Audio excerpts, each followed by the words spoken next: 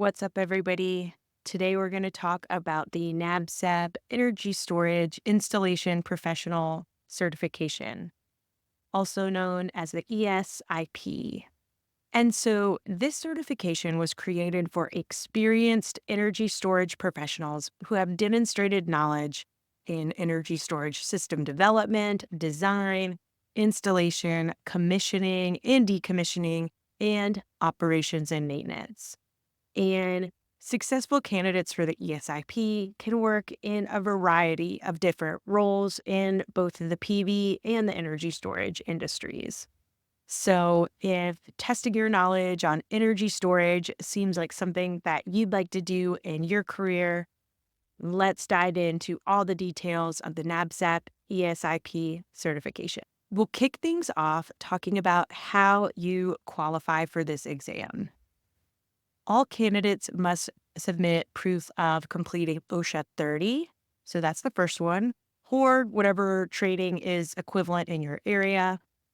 You'll also need to have 58 hours of advanced energy storage training, and HeatSpring offers the NABCEP Energy Storage Installation Professional Certification Prep Bundle that you can find by searching on our site.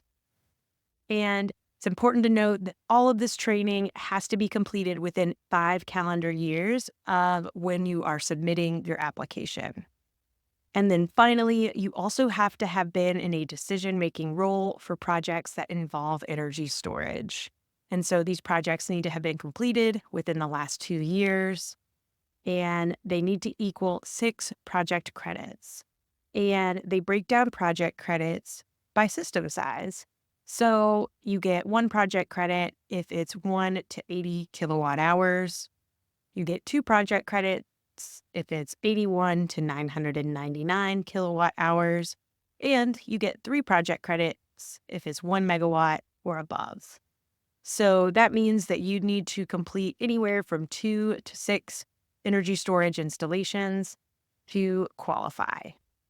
When it comes to documenting your decision-making role on these energy storage installs, there's really 3 core things that you'll need to have for each of those installs.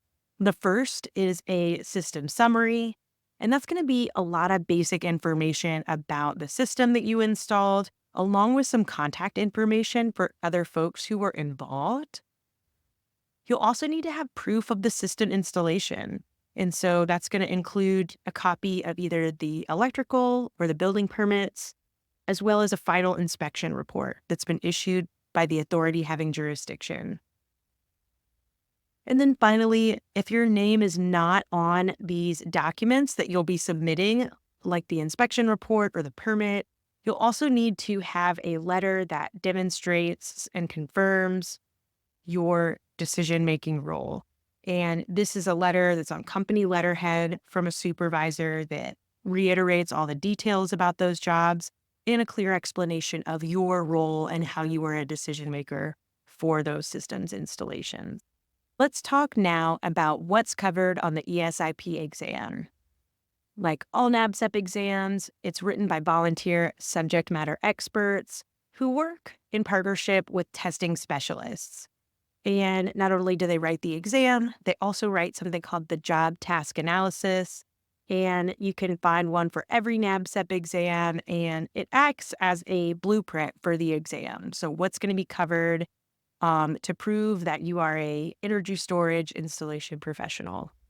And so here are the primary content areas for the ESIP: development, design, installation, commissioning, and then finally operations, maintenance, and decommissioning. So that's what's going to be covered on the exam.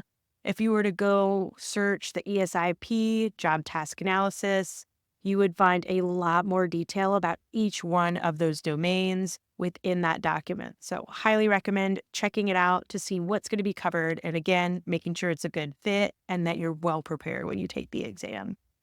And so this exam, like all NABCEP professional certifications, has an application fee of $125 and an exam fee of $375. So totals $500. If you need to retake the exam, if you don't pass the first time, the retake fee is going to be $275 for the ESIP. Let's set expectations for the exam.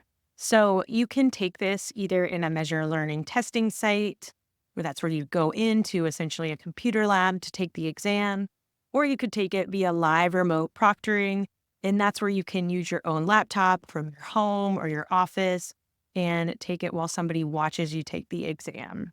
Once you get your application in, you have 1 year to sit down and take your exam after your application is approved. Candidates get up to 4 hours to complete the exam, and you get to use the National Electrical Code, NFPA 855, and NFPA 70E in this exam. So electronic versions will not be provided. You would need to bring your own copies. But these are resources that you can be using when you're taking the exam, so it'd be silly for you not to bring those when you're taking your test. And finally, this exam consists of 70 multiple choice questions, and there's going to be 4 choices per question. Let's say you passed the exam, you did great, and now you are one of the very few and first energy storage installation professionals who have been certified by NABCEP. Like all NABCEP certifications, it needs to be renewed every 3 years. NABCEP charges a $390 recertification fee. You have to maintain industry involvement, and you must complete 30 hours of approved continuing education.